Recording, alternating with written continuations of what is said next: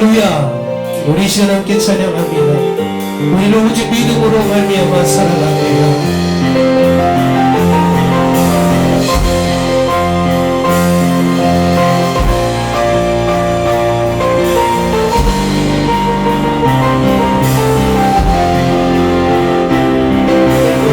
세상을 돌리고 사랑도 변하여 나는 주를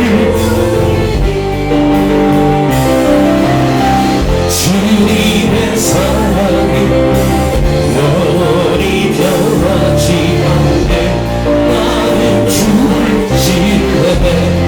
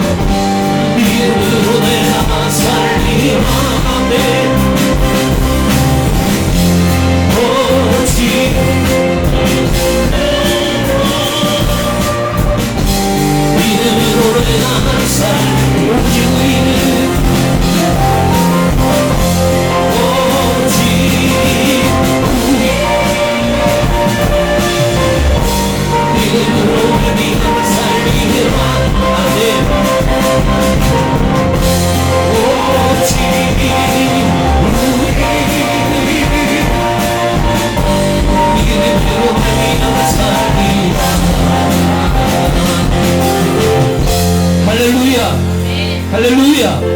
우리 시간 죄짐 같은 우리 노래를 찬양하십시오.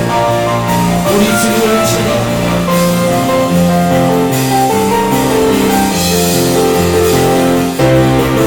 죄짐 같은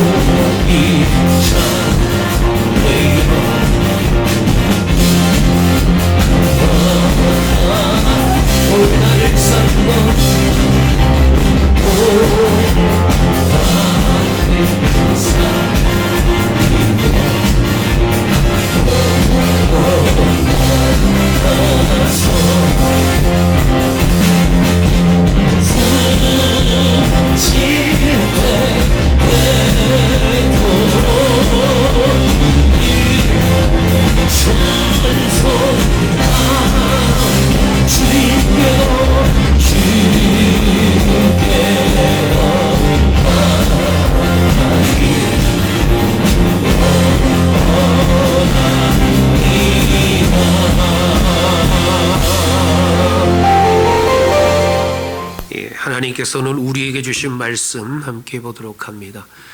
민수기 8장 14절에서 19절 말씀 제가 먼저 읽습니다. 너는 이같이 이스라엘 자손 중에서 레위인을 구별하라. 그리하면 그들이 내게 속할 것이라. 그들이 회막에 들어가서 봉사할 것이니라. 그들은 이스라엘 자손 중에서 내게 온전히 드린 바 된 자라. 이스라엘 자손 중 모든 초태생 곧 모든 처음 태어난 자 대신 내가 그들을 취하였나니 짐승이든지 다 내게 속하였음. 내가 애굽 땅에서 모든 처음 태어난 자를 치던 날에 그들을 내게 구별하였음이라. 이러므로 내가 이스라엘 자손 중 모든 처음 태어난 자 대신 레위인을 취하였느니라. 내가 이스라엘 자손 중에서 레위인을 취하여 그들을 아론과 그의 아들들에게 주어 그들로 회막에서 이스라엘 자손을 대신하여 봉사하게 하며 또 이스라엘 자손을 위하여 속죄하게 하였나니 이는 이스라엘 자손이 성소에 가까이 할 때에 그들 중에 재앙이 없게 하려 하였음이니라. 아멘. 할렐루야. 네, 이렇게 귀한 귀교의 강단에서 하나님 말씀을 함께 나눌 수 있게 됨을 영광스럽게 생각하고 또 하나님께 감사하는 마음으로 쓰게 되었습니다. 우리 고용 목사님 외에 당회와 재직회가 또 결정해 주셔서 이렇게 하나님 안에 있는 우리 가족이며 또 형제요 자매된 우리 성도님들을 얼굴을 뵙고 또 하나님 말씀을 나누는 이 귀한 시간을 갖게 됨을 다시 한번 감사하게 됩니다. 참 어저께 저녁에 미리 와서 여기 교회를 한번 둘러보는데 참 좋은 곳에 하나님이 참 좋은 것을 예비하셨구나 하는 그런 생각을 하게 되었습니다. 그리고 오늘 찬양하며 예배 시작할 때 여러분들이 찬양하며 또 예배 드리는 모습을 보고 받을만 했구나 하는 생각이 들었습니다. 여러분들의 중심을 보시는 하나님께서 좋은 예배의 처소와 함께 믿음을 나눌 수 있는 그런 성도와 또 형제자매들을 주신 것을 너무 당연하다고 하는 생각을 하게 되었습니다. 또 앞에 강단에 이렇게 꾸며진 것을 보니까 꽃의 향기도 매우 아름답고 이런 꽃들을 어디서 가져오시는지 너무 수고하시는 한 분 한 분의 그 손과 땀들을 또 보게 되었습니다. 이렇게 우리가 마음을 합하여 교회를 세워갈 때에 하나님은 하나님의 역사를 이 땅에 나타내시고 드러내시고 우리를 통해 하나님의 축복을 이어가실 줄로 믿습니다. 그런 교회가 바로 베이커스필드 사랑의 교회 되기를 주님의 이름으로 축복합니다. 우리 옆에 서로를 보시면서 좋은 아침입니다 이렇게 한번 인사해 보십시다.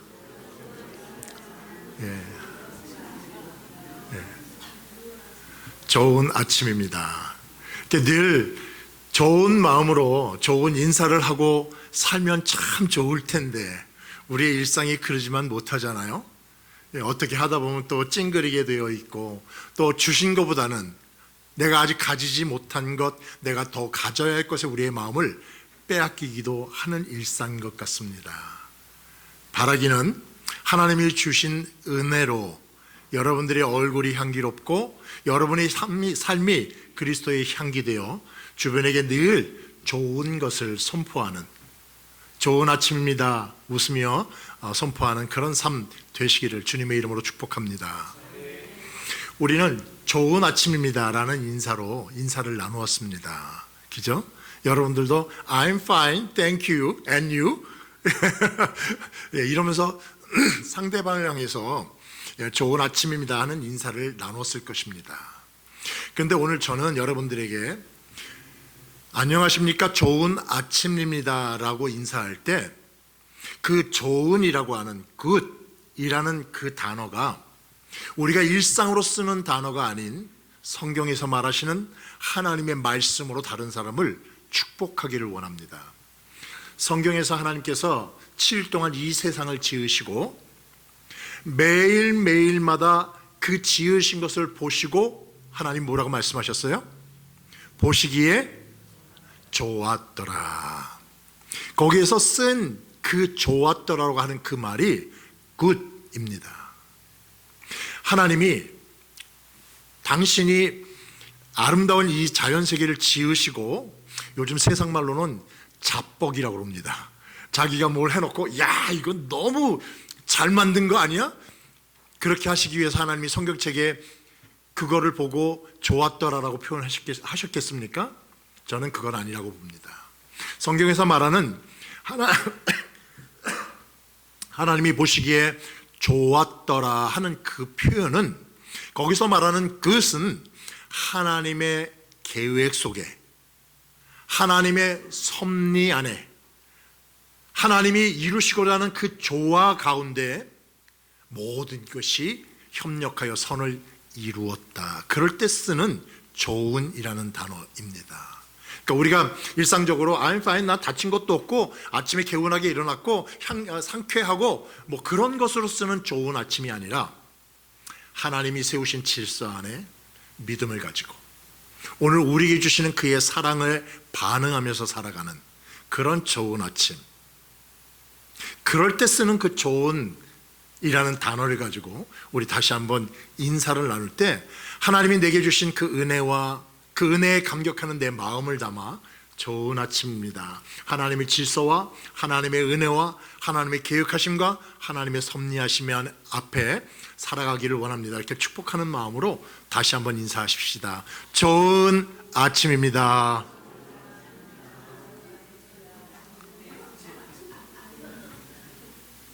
네,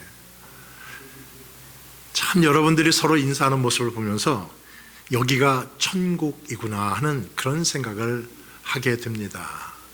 하나님이 함께 하시는 곳, 하나님의 은혜를 함께 나누는 곳, 여기가 천국이 아니고 뭐겠습니까? 우리가 일상적인 생활을 하다 보면 우리가 어떤 단어를 사용하느냐에 따라 똑같은 단어인데 서로 그 단어에 대하여 다르게 이해하는 경우가 많습니다. 저는 아까 여러분들에게 좋은 아침입니다라고 인사하면서 제 마음속에는 여러분이 주의 은혜로 하나님 주신 질서와 이런 신학적인 어려운 마음을 담고 인사하라고 말했지만, 여러분들은 매일 일상처럼 좋은 아침이야, 나 문제 없고 건강도 좋고 이런 마음으로 쓰게 되잖아요. 같은 좋은이란 단어인데도 어떤 마음을 품고 이야기하는 때에 따라서 그 뜻이 달라지게 됩니다. 우리가 일상을 살아가다 보면 일상에서 똑같은 말을 하는데 나는 어라고 말했는데 상대방은 아라고 알아듣고 너 아라고 얘기하잖아, 이런 일들이 종종 있습니다. 그래서 마음이 아픔이 오기도 하고 또는 갈등이라는 것이 생기기도 하죠. 여러분, 갈등이라는 단어가 무엇인지 압니까?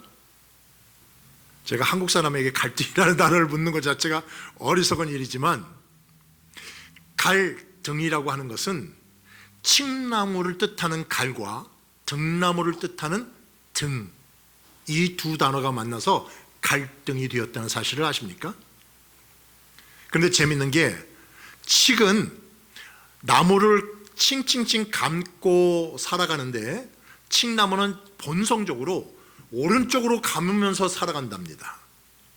근데 등의 등나무는 왼쪽을 감으면서 살아간다는 거예요. 한 나무의 칡나무와 등나무가 서로 엉키성키 올라가기 시작하면 이게 서로 옥죄서 그 나무가 죽어버린답니다. 이게 갈등이라는 단어입니다. 신기하죠? 자연의 섭리라는 게 그렇습니다. 근데 오늘 우리의 삶 가운데도 어떤 단어를 쓰느냐, 어떤 용어를 쓰느냐, 내가 쓰고 있는 이 말이 어떤 개념을 가지고 있느냐가 매우 중요하다라는 생각을 갖습니다. 한 남편이 어디서 주워 들었는지 아주 재미나고 기가 막힌 이야기 하나를 아내에게 카톡으로 보냅니다. 여보, 세상에 가장 귀한 세 가지가 있는데 그거 뭔지 알아? 퀴즈를 내요. 그리고 카톡으로 보냅니다. 1층에 있는 아내가 그 카톡을 보면서 뭐지? 나 모르겠는데? 이렇게 얘기합니다. 그랬더니 이제 남편이 의기양양해서 첫 번째는 황금이야. 황금 알지? 그렇게 얘기합니다. 두 번째는 지금이야 라는 얘기를 한 겁니다. 지금 오늘의 현재가 너무 우리한테 귀한 거니까. 그리고 세 번째는 소금이야 라고 얘기를 한 겁니다. 여러분, 오늘 우리가 일하면서 회사로부터 이제 봉급을 받을 때 우리 그거를 뭐라고 그러죠? 샐러리라고 얘기하잖아요. 그 샐러리의 원어가 뭔지 아십니까? 솔트에서 샐러리가 파생된 용어입니다. 이전에는 돈을 주고받지 않았을 때에는 소금을 주고 그 소금으로 먹고 살 만큼 소금이라는 것은 인생의 삶에서 매우 중요한 것으로 여겨진 때가 있었습니다. 그래서 기가 막히게 소금, 황금, 지금이라고 딱 보내면서 이게 세계에 가장 귀한 거야 이러고 카톡을 딱 보냈어요. 그랬더니 아내로부터 이제 기대하는 마음은 야, 우리 남편 최고인데 그런 거 어떻게 알았어? 그런 거 나한테 줬더니 얼마나 좋아? 그렇게 칭찬받기를 원하는데 아내 답변이 없어요. 그래서 왜 그러나? 그리고 잠시 기다리니까 아내한테서 까똑하고서 까똑이 왔어요. 근데 내 생각에는 소금, 황금, 지금보다 더 중요한 게 있는 것 같아. 현금, 송금, 지금.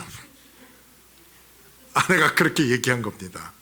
벌써 눈치가 빠삭한 분들은 이 말이 뭘 뜻하는지 아시는 것처럼 그 남편도 즉시 그게 무슨 뜻인지 알았습니다. 그래서 남편이 다시 까똑을 보냅니다. 송금, 조금, 지금. 똑같은 단어지만 거기에는 지금이라는 단어는 3번이나 사용됐습니다. 똑같은 단어지만 바라보는 방향이 다르면 그 다른 개념 때문에 우리 사회 안에 갈등이 생기기도 하고 오해가 생기기도 하고 그런 것이 우리의 말이라고 하는 거죠. 요즘 제가 들었던 신기한 새로운 단어들이 있습니다. 모국어라고 하는 단어를 여러분 아십니까? 그러면 임 목사님이 우리 수준을 어떻게 보고 그러실지 모르겠습니다만은 모국어는 일반적으로 우리가 아는 모국어는 한국말을 말합니다. 내가 한국에서 쓰던 말, 그 말을 모국어라고 얘기합니다. 요즘은 근데 모국어를 그렇게 사용하지 않습니다. 모국어는 내가 어렸을 때부터 우리 가족이 늘 써왔던 그 말투, 엄마의 말, 아빠의 말, 그리고 나도 모르게 내가 내 몸속에 배운 말, 그게 모국어라고 합니다. 사실은 우리가 가랑비에 옷이 젖는다고 알게 모르게 매일매일 삶을 살면서 우리의 삶에서 부딪혔던 그런 일들로 인하여 오늘 우리의 모습이 주어지는 거거든요. 그런 부분에서 오늘 우리가 어떤 말을 듣고 어떤 말을 사용하느냐에 따라 때로는 그 우리가 말하는 것 자체가 나의 인격이 되기도 하고 말하는 그 말 자체가 내가 무엇을 말하고자 하는지를 정확하게 상대방에게 이해하게 하는 툴이 되기도 합니다. 오늘 우리는 하나님 앞에 부르심을 입은 믿음의 사람들로서 하나님의 자녀들로 이 자리에 섰습니다. 그리고 우리가 믿고 우리가 고백하는 한 우리가 하나님의 말씀을 들고 읽는 이 말씀이 무엇인지를 우리가 정확하게 이해하고 누군가에게 정확하게 소개할 수 있을 때 비로소 우리는 이 하나님의 말씀을 믿는 사람이 됩니다. 만약에 우리가 하나님 말씀을 믿습니다라고 얘기하면서 이 말씀이 무엇인지 모른다면 우리는 정말 하나님을 믿는 것일까요? 또 하나님을 믿는다고 치지만 그 하나님을 잘 믿는다고 말할 수 있는 것인가 하는 것을 생각해 보기를 원합니다.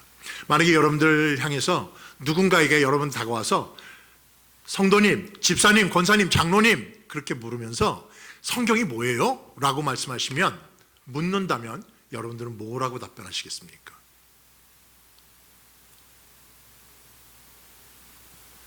신학적인 부분부터 내가 어렸을 때 들었던 수많은 얘기들을 먼저 꺼집어내서 얘기를 해야 될까? 이런 생각이 많이 드시죠. 그래서 오늘 저는 재직으로 훈련받고 또 한 해 재직으로 교회를 섬기겠다고 헌신하는 마음으로 드리는 이 귀한 예배에서 재직으로 섬기는 여러분들에게 우리가 어떤 정체성을 가져야 하며 오늘 우리가 어떤 성경의 말씀을 기억해야 하며 어떤 태도로 교회를 섬겨가야 하는지에 대한 이해를 여러분들과 함께 나누기를 원하는 것입니다. 성경은요, 하나님의 약속 약속으로 되어 있습니다. 그래서 우리가 이 성경을 Old Testament, New Testament이라고 말하는 것입니다. 이 성경에는 수많은 약속들이 들려져 있습니다.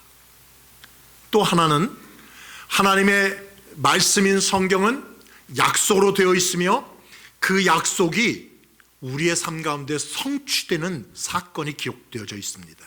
그래서 성경을 간단하게 얘기하면 성경은 약속이요 그 약속에 대한 성취다. 그래서 마태, 마가, 누가, 요한을 읽어보시면 구약에 있었던 여러 예언자들이 예수님 오실 것을 예언한 그 얘기를 가져다가 거봐, 구약에 이렇게 기록되어 있는데 예수님이 왔지라고 이야기하는 것입니다. 그래서 성경을 우리가 뭐라고 이야기해야 하냐면 성경은 하나님의 약속이요 그 약속을 이루시는 하나님의 성취다, 이렇게 설명하는 것이 이 성경에 대한 가장 짧으면서도 가장 명확한 이해가 되는 것입니다. 앞으로 여러분들이 누군가가 성경에서 묻는다면 성경에 제가 말씀 나눠드린 것처럼 성경은 하나님의 약속이고 그 약속이 이루어지는 성취야, 이렇게 대답을 하면 이제 대학원 아니면 박사과정의 A+ 정도는 되는 답인 줄로 믿으시기 바랍니다. 그런데 더 놀라운 사실은요, 우리가 이 성경은 약속이요 성취다라고 하는 것을 아는 데 있는 게 아니라 이 성경에서 하나님께서 우리를 향하여 말씀하시는 그 약속의 말씀이 나를 향해서 있다는 것, 이게 얼마나 축복입니까? 이게 얼마나 감사할 일인지 모르겠습니다. 근데 한 걸음 더 나아가 하나님은 회전하는 그림자도 없으시다고, 그 말뜻은 변함이 없으시다는 뜻입니다. 일관되게 여기 앉아 계시는 우리 성도님 한 사람 한 사람을 향하여 하나님께서 내가 약속한 것을 내 삶에 이루어 줄게라고 이야기하는 사건이 바로 이 성경이라는 것입니다. 그러니까 여러분들은 성경을 읽어나가면서 구약시대에 모세라는 사람이 살았는데 그 모세라는 사람에서 이렇게 얘기했대, 이렇게 읽으시면 이 성경을 잘못 읽는 것입니다. 성경을 읽어나가면서 모세에게 하신 말씀이지만 이 말씀이 내게 이루어지기를 원합니다. 감동이 안 드시나 봐요. 그렇게 하나님께서는 이 성경을 통하여 우리와 커뮤니케이션 하기 위해서 수없는 말씀으로 약속의 말씀을 주십니다. 누군가는 이 말씀을 붙들고 그 약속의 말씀을 내 삶의 것으로 누리는 사람이 있는가 하면, 어떤 사람은 그냥 성경책은 성경책대로 그냥 써있는 이야기로 읽는 사람이 있는 거죠. 그 삶의 차원은 너무나도 다르게 됩니다. 사랑하는 여러분, 성경은, 하나님의 말씀인 성경은 하나님의 약속의 말씀이요 그 약속의 말씀의 성취다, 이걸 믿으시는 여러분 되기를 바랍니다. 뭐와 뭐라고요? 하나님의 말씀은 약속이요 성취다. 근데 그 약속의 말씀이 누구를 향해 있어요? 나를 향해서 있습니다. 그러면 여러분들이 이 말씀을 읽을 때마다 이거는 시편의 솔로몬의 시편이고 이것은 다윗의 시편이고 이건 예루살렘 예레미야의 말이고 이렇게 읽어야 되는 것이 아니고, 이 말씀을 읽을 때마다 이 말씀이 내게 이루어지기를 원합니다. 이게 믿음으로 살아가는 우리에게 힘이요 지혜요 능력이요 우리의 인생을 어떻게 살아가야 될지 인생의 방향성이 되는 것입니다. 그런데 하나님께서 우리에게 보여주신 하나님의 약속과 성취 가운데 가장 귀하고 가장 아름답고 가장 존귀한 약속이며 성취가 있습니다. 그것을 우리는 구원에 대한 약속이요 그 구원을 이루시기 위해 오신 예수님의 구속의 사건이다, 이렇게 말합니다. 그래서 다시 한번 리피트하면 하나님의 말씀인 성경은 뭐냐? 하나님이 우리를 향해서 주신 약속이요 그 약속의 성취다. 하나님이 우리에게 주신 가장 큰 약속은 뭐냐? 이 세상 바로 너를 구원하시겠다는 구원의 약속이요 그 구원의 약속은 예수님의 십자가의 구속의 사건을 통하여 이미 성취된 사건이다. 그게 이 성경의 이야기입니다. 그러니까 우리가 성경을 얘기할 때 단 4자, 성경은 하나님의 약속이요 하나님의 성취입니다. 그것의 가장 귀한 것은 이 땅을 구원하시겠다는 구원의 사건이요 그것을 예수님의 십자가 사건을 이룬 구속의 사건입니다. 약속과 성취, 구원과 구속, 이 4가지 다 놓으면 이 성경의 말씀이 다 이해가 되는 겁니다. 근데 이 말씀이 누구를 향해서 있다고요? 나를 위해서 있는 거죠. 불꽃 같은 눈동자로 너를 지키마 말씀하신 그 말씀이 내 말씀이에요. 내가 어디를 가든지 불꽃 같은 기둥을 세워 너와 함께 하겠다고 말씀하십니다. 세상 끝날까지 너와 함께 하겠다고 약속을 하십니다. 이 약속이 나를 향해 주어지는 약속의 말씀이라는 것입니다. 이것을 우리가 아멘이라고 우리가 받는 순간 그 말씀은 내게 되는 겁니다. 그 모든 것들을 갖는 여러분 되시길 간절히 바랍니다. 근데 성경이 약속이여 성취면서 구원과 구속의 사건도 있지만 하나님께서는 그것으로 이 성경의 역사를 끝내지 않으셨습니다. 하나님께서는 그 구원의 역사를 위해서 계속해서 사람을 부르십니다. 아담아, 아담아, 모세야, 모세야, 사무엘아, 어린 나이에 사무엘을 부르십니다. 심지어는 예수님을 믿는 사람을 잡아서 박해하기 위해 광야를 가고 있는 사울을 향해 사울아, 사울아 그렇게 부르셨습니다. 그렇게 하나님이 우리의 이름을 불러주실 때 우리는 그 이름을 듣고, 나를 불러주신 그 이름을 듣고 감격하며 주님 제가 여기 있습니다. 그러면 하나님께서 그때 하나님을 우리에게 보여주시며 이제는 내가 나를 대신하여 복음을 들고 나아가라 말씀하십니다. 이것을 우리는 부르심과 응답이라고 말합니다.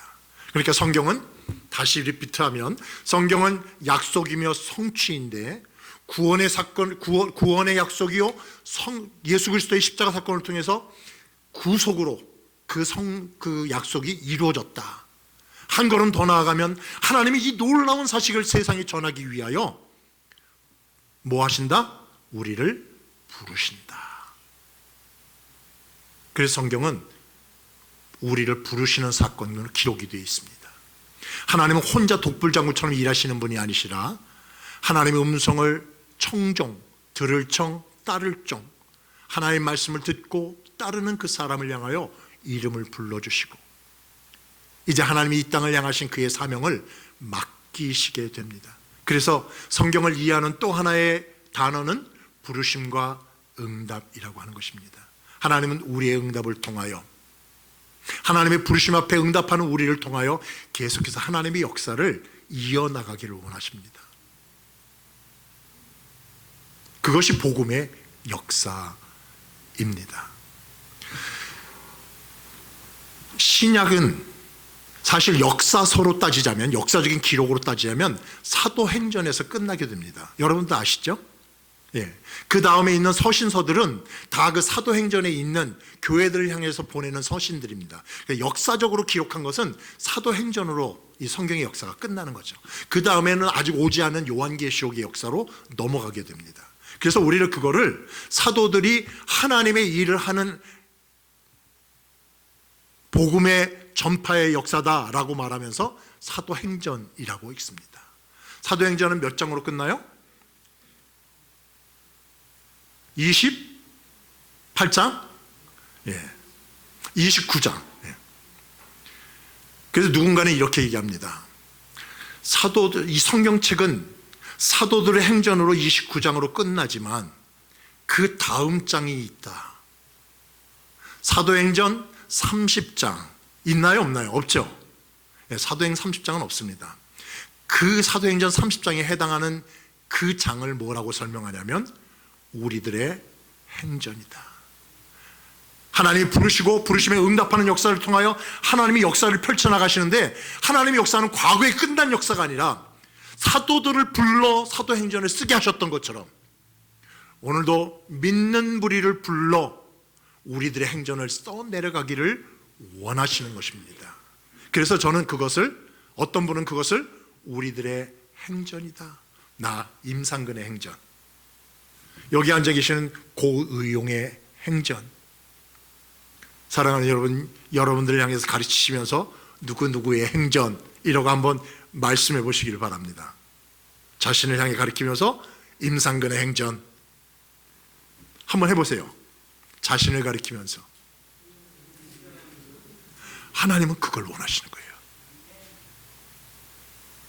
성경이 이렇게 기록되어서 야고보서, 베드로전서, 베드로후서 그렇게 기록되어야만 성경입니까?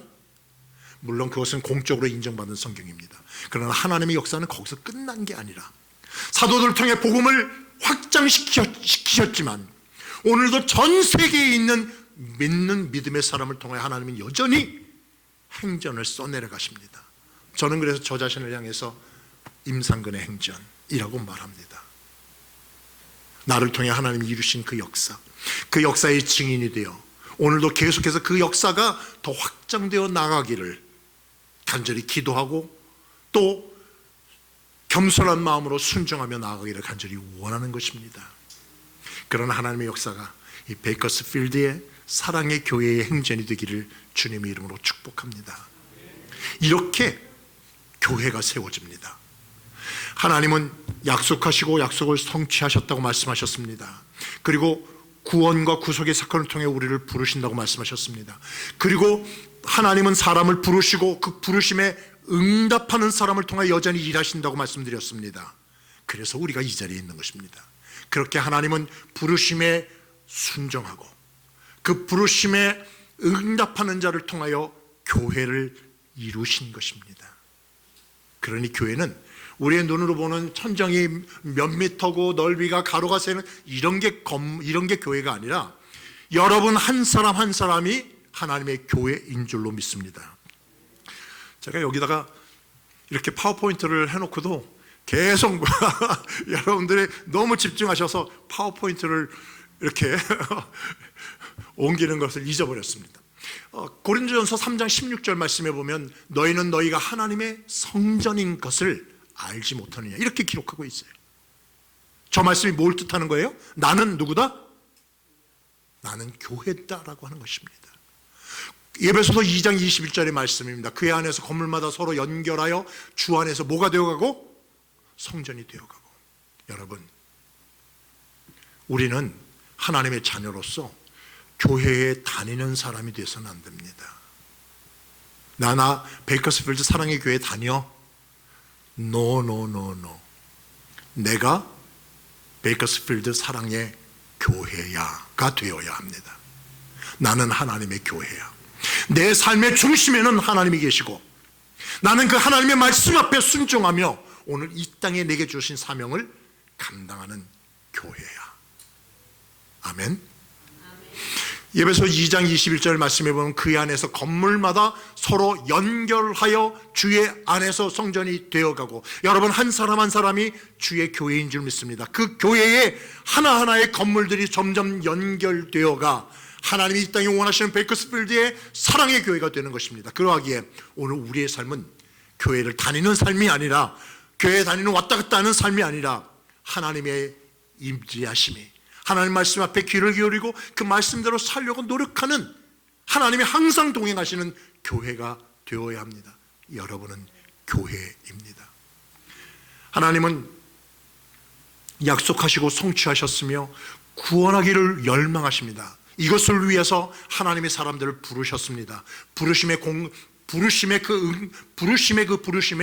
응답한 여러분들이 하나님의 교회되어 건물과 건물이 서로 연결되어 여기도 4동의 건물이 있는 것처럼 그 건물이 연결되어 베이커스필드 사랑의 교회라는 건물이 되었습니다. 이것은 건물이 아닙니다. 여러분이 사랑의 교회의 본질입니다. 그런 인식이, 그런 나에 대한 인식이 이제 세상을 향하여 성경이 뭐냐라고 물을 때 우리는 답변할 수 있어야 되고 너는 어떻게 삶을 사느냐? 너 삶의 인생의 목적이 뭐냐라고 말할 때 우리는 당당하게 말할 수 있는 그런 바른 개념이 된다고 하는 것입니다. 그런데 우리가 이렇게 교회를 이루어 교회로서 사명을 가지고 살아갈 때 하나님은 우리에게 많은 것들을 부탁하십니다. 내가 너를 만났듯이 아직도 하나님을 알지 못하는 사람과 하나님 사이에 중보자로 이것을 잇는 가교로 오늘 우리에게 주십니다. 이 일을 위해서 2가지 단어로 소개하자면 하나님께서 우리를 만나주시고 우리를 부르시는 것을 우리는 소명이라고 말합니다. 소명.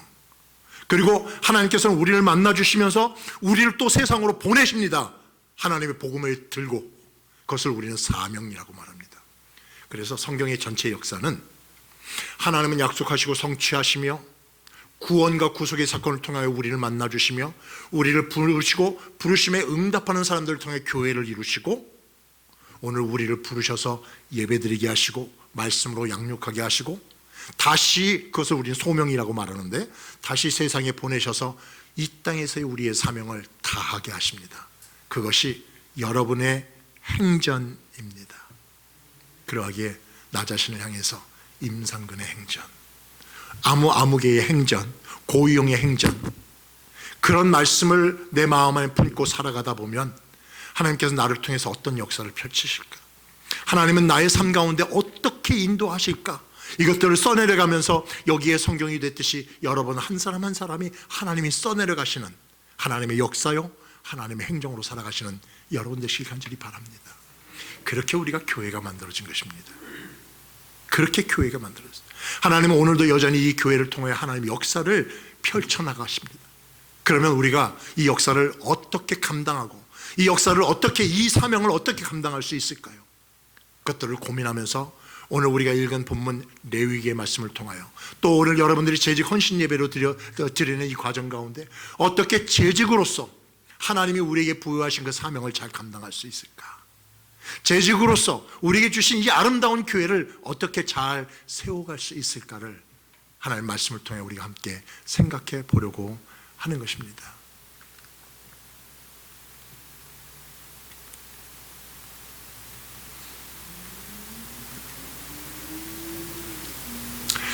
그래서 우리가 교회를 한마디로 얘기하면 교회는 사명 공동체입니다. 사명을 위하여 하나님께서는 우리를 만나게 하셨습니다. 신학자들은 교회를 이야기할 때에 교회는 모이는 교회다 이렇게 얘기합니다. 모이는 교회는 모여서 우리가 뭘 하죠? 친교합니까? 친교도 필요하죠. 맛있는 밥도 먹고 또 서로 섬기는 것도 하고, 그렇지만 하나님께서 우리를 부르실 때에는 하나님의 말씀을 배우고 기도로 뜨겁게 하며 서로를 격려하고 하나님의 사랑 안에서 서로 교제하는 이런 훈련을 하기를 원하시는 거예요. 그래서 신학자들은 한편으로 교회는 모이는 교회와 그렇게 훈련받고 그 다음에 어디로 가요? 흩어지는 거죠. 가정으로, 일터로, 우리 이웃에게 흩어지는 교회다 이렇게 이야기합니다. 그것이 우리에게 주어져 있는 사명이라고 하는 것입니다. 사랑하는 여러분, 오늘 베이커스필드 사랑의 교회를 통하여 하나님의 사랑이 향기로운 내음되어 이 지역에 널리 진동하는 그런 역사가 있기를 간절히 바랍니다. 그것이 우리에게 주어져 있는 사명입니다. 그러면 우리는 재직으로서 이 사명 공동체 교회를 살려가기 위해서, 교회의 생명을 위하여 우리 교회 같은 들이 세워가기 위해서 어떤 자세로 임해야 하는가? 저는 오늘 재직 우리 헌신 예배가 그 부분에 대하여 우리가 함께 고민하는 것이 의미가 있다고 생각이 들어집니다. 오늘 우리가 읽은 본문의 말씀은 민수기의 말씀입니다. 민수기 갖고 있는 말씀은 어떤 위치냐면 하나님께서 모세를 통해서 출애굽을 시키셨습니다. 그 출애굽으로부터 하나님이 약속하신 가나안 땅까지는 10하루길이라고 했습니다. 그런데 하나님께서 이스라엘 백성들을 잘 데려가시다가 시내산에서 머물게 하시는데 거기서 대략 1년의 시간을 머물게 하십니다. 그리고선 그 1년의 시간 동안 이스라엘 백성들을 훈련하십니다. 회막도 짓게 하시고 예배당도 짓게 하시고 또 각각의 따라야 할 룰도 만드십니다. 그래서 너희가 내가 준 가나안 땅에 가면 이렇게 살아라 라고 말씀하시기 위하여 시내산에서 1년의 시간을 보내면서 훈련하시죠. 그러고 나서 이제 하나님이 드디어 때가 됐다 말씀하시면서 이 민수기가 시작되는 겁니다. 그래서 창세기, 출애굽기, 레위기, 민수기까지 하나님의 역사가 진행되는 거죠. 이 민수기에서 이제 가나안 땅을 향해서 그동안 오랫동안 기다려왔는데 가나안 땅에서 이제 가면 된다. 그런데 하나님께 출발시키지 않으시는 거예요. 야 잠깐만, 지금 몇 명인지 인구를 계수해봐. 이게 이제 민수기의 역사입니다. 그러면서 하나님께서 민수기를 통해 뭘 말씀하시냐면 제사장이라는 것과 또 제사장을 잘 섬기는 레위 지파를 따로 구분하는 것이 오늘 우리가 읽은 본문의 말씀입니다.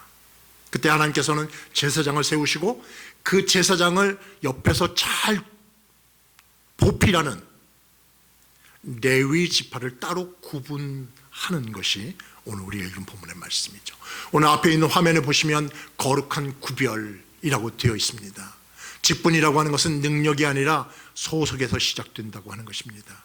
그 소속은 어떤 소속이냐, 육군 무슨 제대의 소속이냐, 내가 베이커스필드 무슨 도시의 소속이냐, 그걸 말하는 게 아니라 우리의 소속은 하나님의 백성으로서의 소속이라고 하는 것입니다. 하나님의 은혜로 우리의 죄값을 씻어주시고 오늘 우리를 의롭게 만드시는 그곳에 오늘 우리가 서 있다고 하는 것입니다. 그것이 오늘 우리로 하여금 거룩하게 구별된다라고 말하는 것입니다. 성경에서 말하는 거룩이라는 단어는요, 우리가 상상하는 것처럼 거룩하면 뭐 좀 이렇게 양복도 입고 품위 있게 하면서 이렇게 하는 것이 거룩이 아니라 성경이 말하고 있는 히브리어의 원어의 뜻은 거룩이란 구분된다라는 뜻입니다. 하나님의 백성답게 구분지어 살아가는 사람들, 그것이 바로 성도라고 하는 개념입니다. 하나님께서는 그 일을 위해서 하나님께 예배드리는 예배를 위해서 이스라엘 백성들 중에서도 레위 지파를 따로 구별하여 세우셨다고 말합니다. 사랑하는 여러분, 여러분들이 오늘 직분을 어떤 것을 받으셨는지는 저는 다 알 수는 없지만 어떤 분들은 장로로, 권사로, 안수집사로, 집사로, 성도로, 교회학교, 주일학교 교사로 다양한 직분을 아마 받으셨을 것입니다. 그리고 그 안에 가면 예배분이, 교육분이 뭐 다양한 부서로 나눠지면서 재직이 이루어졌는데 그 모든 일들은 내가 능력이 있어서 주어진 게 아니라 내가 뭔가 할 수 있기 때문에 그 기능을 인정받아서 얼마의 가치를 돈으로 주고 산 그런 일이 아니라 하나님의 목숨값으로 세워진 거룩함으로 세워졌다. 그것이 우리의 재직들이 가져야 될 첫 번째 정신이요 태도입니다. 사랑하는 여러분, 우리의 공로가 아닙니다. 하나님이 세워주시지 않으시면 우리는 결코 거룩할 수 없습니다. 그곳에 하나님께서는 우리를 세워주셨습니다. 우리는 하나님의 목숨값으로 구원을 얻은 그런 백성으로 오늘 이 자리에 서 있는 것입니다. 그러하니 재직되신 모든 여러분들께 충심으로 하나님의 말씀으로 권면합니다. 재직으로서 한 해를 견뎌나갈 때 재직으로서의 나의 자리는 하나님께서 내게 주신 것이다. 그의 목숨으로 보혈로 우리를 깨끗하게 씻어서 세운 자리이다. 나의 그냥 기분으로, 나의 감정으로 할 것이 아니라 하나님의 그 거룩하신 구별 앞에 내가 서 있다. 그런 마음의 고백과 헌신으로 올 한 해 재직으로 여러분들의 사역을 다 감당하시기를 주님의 이름으로 축복합니다. 그들은 이스라엘 자손 중에 온전히 내게 속하였습니다. 하나님은 우리를 내 자녀라 말씀하십니다. 사랑하는 내 딸아, 사랑하는 내 아들아, 우리를 당신의 것으로 구별해 주셨습니다. 그러하기에 오늘 우리가 여기 있는 것이며, 그러하기에 오늘 우리에게 맡겨진 그 제이제로서의 직분을 감당할 수 있는 파워를 갖게 되는 것입니다. 하나님은 사람을 사용하기 전에 먼저 자기의 사람으로 만드신다. 우리를 만나주시는 하나님의 은혜가 있어서 오늘 우리는 재직이 되었다고 하는 것입니다.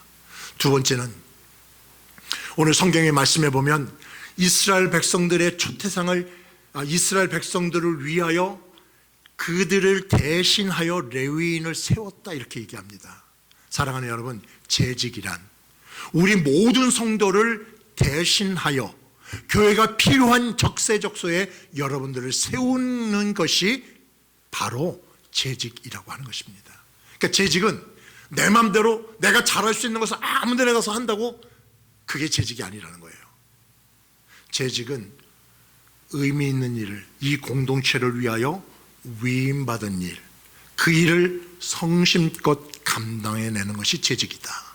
사랑하는 여러분, 여러분들이 재직으로서 어떤 역할을 맡았는지 저는 잘 알 수 없지만 그 역할이 무엇이 되었든 간에 앞에선 목사님께서 기도하고 고민하시면서 여러분들 그 자리에 세우신 것이고, 당회와 재직회가 여러분들 필요에 따라 우리의 구성구성 요소에 그 일을 맡기셨다는 것을 믿으시기 바랍니다. 아무리 그게 호된 일이라도, 호된 일이라는 표현이 맞나요?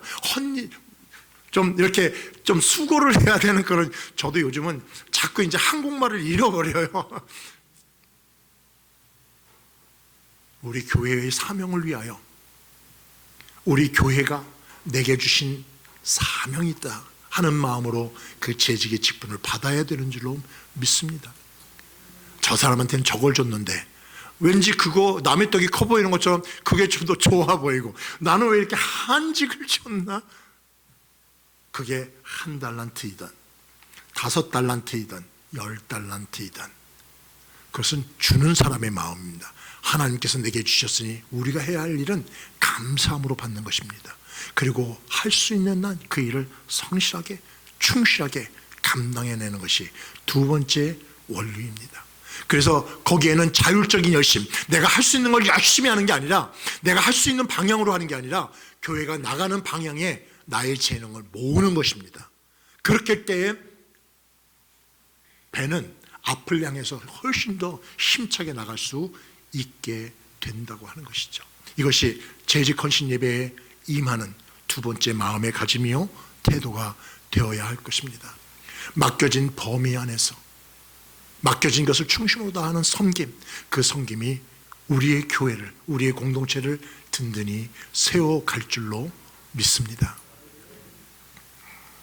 세 번째는 직분은 영광이 아니라 보호의 사명이다.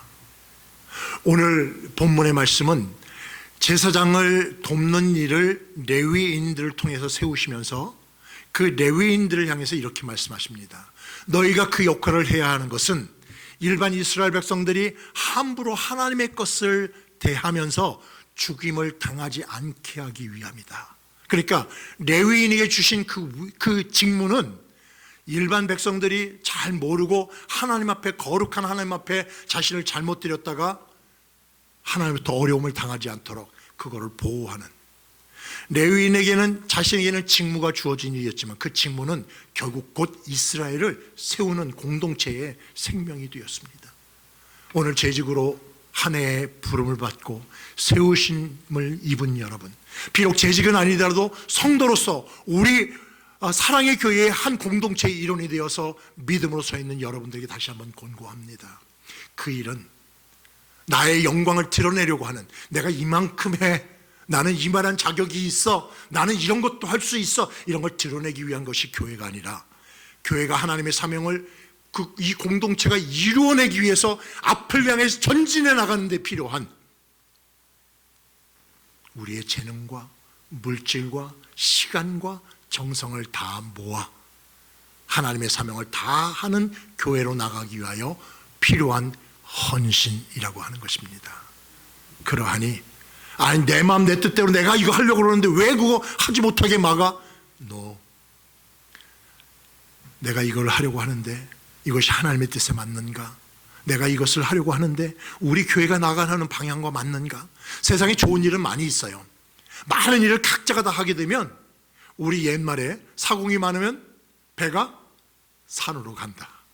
요즘은 그걸 다르게 얘기하더라고요. 사공이 많으면 목적지에 더 빨리 간다. 이렇게 얘기하는데 우리의 의견을 하나로 모아야 하는 재직은 그것을 보는 사람들입니다. 우리 교회를 살리기 위하여 우리 교회 목사님과 당회가 재직회가 바라고 원하고 또 희망하는 그 일을 위하여 더 궁극적으로는 하나님이 이 베이커스필드 지역을 위하여 하나님의 그 구원의 열심을 어떻게 하면 우리가 이루어낼 것인가라고 하는 하나님의 목표, 그것을 같이 바라봐 주는 것. 나의 열심이 아니라 하나님의 그 사명을 감당하기 위하여 나의 것을 헌신하는 자세로 교회를 섬겨나가는 그런 여러분 되시기를 주님의 이름으로 축복합니다. 그것이 직분은 영광이 아니라 보호의 사명, 레위인을 통해 이스라엘 백성들을 살리고자 하셨던 그런 하나님의 의도임을 우리는 오늘 본문에서 보게 된다고 하는 것입니다. 공동체를 살리는 직분이고요. 네 번째는 헌신이라고 하는 것은 우리가 재직으로 하게 되다 보면 헌신이라고 하는 것을 하게 됩니다. 헌신. 그래서 그 목사님들이 강대상에 서가지고 제일 하기 힘든 얘기가 헌금에 대한 얘기예요. 헌금만을 얘기하자는 뜻이 아닙니다. 그럼에도 불구하고 이 물질이란 참 우리의 마음에 우리의 일상에 너무 필요한 일이기 때문에 아주 예민하죠. 저도 저희 교회 안에 강단성에서 헌금 좀 열심히 하십시오. 11조 뭐 헌금은 종류도 많이 있잖아요. 그거 나누면서 그렇게 헌금하십시오라고 얘기를 잘 못합니다. 하지만 원칙은 있습니다. 앞에 보시는 화면처럼 헌신이라고 하는 것은 우리의 부담이 아니라 하나님이 내게 주신 그 크신 은혜에 대한 나의 응답이다. 거기에는 물질의 많고 적음이 문제가 되지 않습니다. 내가 하나님의 은혜, 하나님이 나를 위해 생명을 주시고 오늘 나를 불러주셔서 이 땅의 사명을 감당하고 계신 하나님의 은혜가 내 안에 있다면 그 은혜에 감사하는 마음으로 하나님께 응답하는 것이 시간을 드리면 시간의 헌신으로 들어가는 거고, 헌금을 드리면 물질의 헌신으로 들어가는 거고, 또 내게 맡겨진 하나의 재능에 따라 오늘도 보니까 찬양하는 분들도 계시고 뭐 드럼부터 피아노 반주 이런 모든 재능으로 하나님께 드리는 이 모든 것들이 다 헌신이라는 거죠. 이 헌신의 원칙은 자원하는 심령으로 하는 것입니다.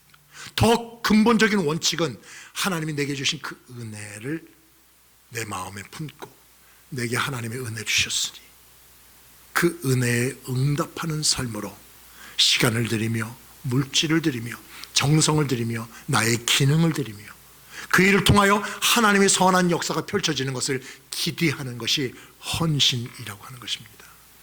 사랑하는 여러분, 제 목사가 외부에서 와가지고 괜히 헌금만 내래 그렇게 이해하지 마시고 하나님이 내게 주신 은혜, 그 크신 은혜에 나는 무엇으로 하나님께 헌신할까? 시간이 되시는 분은 시간으로 헌신하시고, 물질이 되시는 분은 물질로 헌신하시고, 재능으로도 헌신하시고, 또 말로 헌신하시고, 그렇게 함으로 우리의 헌신들이 모여 하나님의 놀라운 생명의 역사를 이루어 가신다는 것을 믿어 의심치 않게 되기를 주님의 이름으로 축복합니다. 이것이 세 번째 원칙입니다. 그래서 하나님께서 우리를 통하여 교회를 세워가시고 교회를 통하여 하나님의 복음의 사역, 하나님 나라를 확장해 가시되 그 일을 위해서 사람을 부르시고 사람을 세우신다는 것입니다. 그렇게 세워진 것이 바로 여러분 재직입니다. 그러하니 올 한 해도 정말 하나님 앞에 헌신하는 모습으로 하나님이 이 교회를 위하여, 잠깐 일부 예배 끝나고 이제 장로님과 함께 말씀을 나누면서 그동안 교회가 있었던 여러 가지 은혜와 또 아픔과 상처에 대한 얘기를 쭉 들었습니다. 그런 것들을 함께 짊어지고 또 그 가운데 하나님이 열어주시는 새로운 길을 향하여 나아가는 그런 멋진 한 해, 그런 멋진 재직으로 하나님 앞에 쓰임받기를 주님의 이름으로 축복합니다.